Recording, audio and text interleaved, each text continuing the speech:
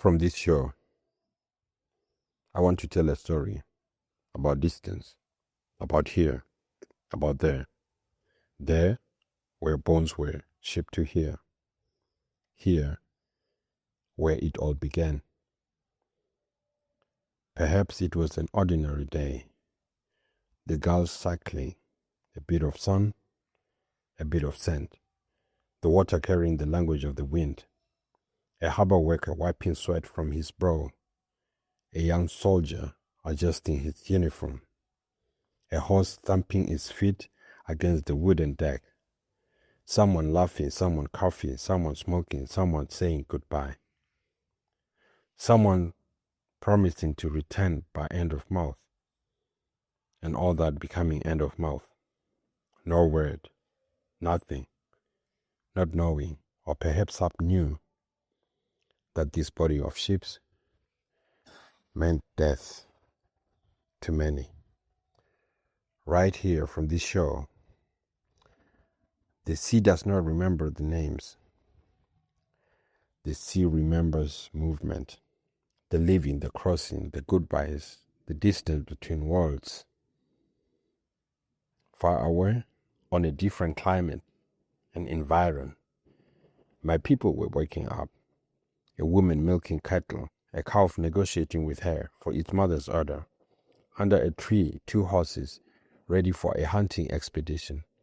A child chasing goats, an elder feeding the holy fire, a grandmother teaching stories to children who sat inside the shade of memory. None of them knew that ship has already left, that history was already moving towards them.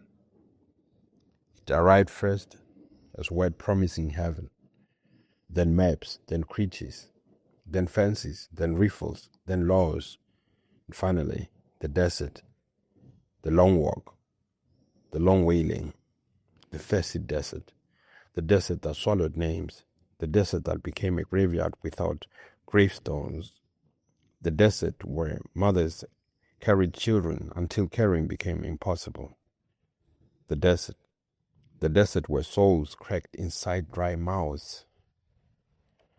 Shimunaka kundumane, wonganda yawa mina. And yet we survived.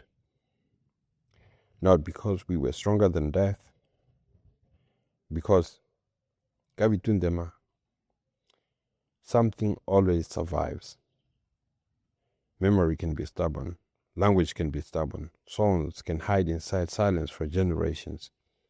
They reached us, they reached me, a child born long after, a child of displacement, a child of exile, a child carrying stories other than himself. And now, standing here in Germany, not as an enemy, but as energy, carrying memory, searching for remedy, so that history may finally learn the language of humanity. The soldiers are gone, the governors are gone, the emperors are gone, yet the structure they built, the silences they cultivated, the inequalities they normalized, still linger, and somehow we remain. The descendants, the inheritors, the witnesses, you and me, standing together on the far side of history, and perhaps that is the real question. Not what happened. We know what happened. Not who was responsible. History has answered that. The question is, what do we do with what remains? What do we do with this harbor? What do we do with these waters that once carried ships filled with soldiers and the weight of an empire? What do we do with the silence that has stood here for long?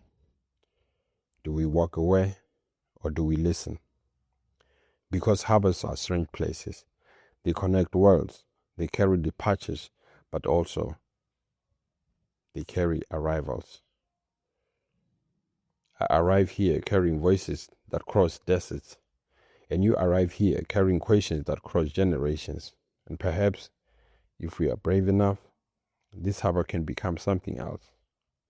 Not a monument to empire, not a monument to guilt, but a monument to understanding, to honesty, to encounter, to the possibility that human beings can inherit painful histories without inheriting hatred, that we can remember without becoming imprisoned by memory, that we can tell the truth without losing our humanity.